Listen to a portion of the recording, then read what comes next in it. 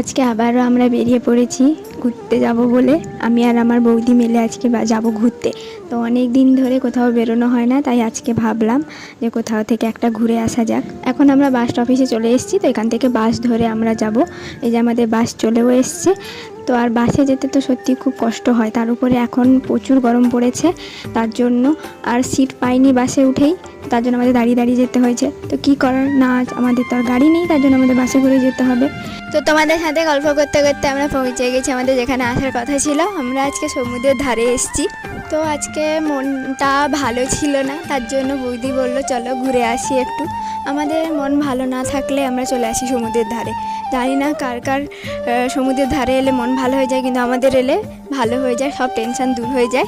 তো তার জন্য আমরা চলে আসি। যখন মনে হয় যে টেনশান হচ্ছে, ভালো লাগছে না, তখন চলো সমুদ্রের ধার থেকেই ঘুরে আসা যাক।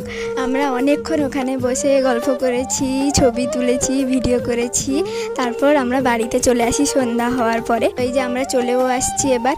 হাঁটতে হাঁটতে আমরা পৌঁছে গেছি জগন্নাথ ধামের কাছে।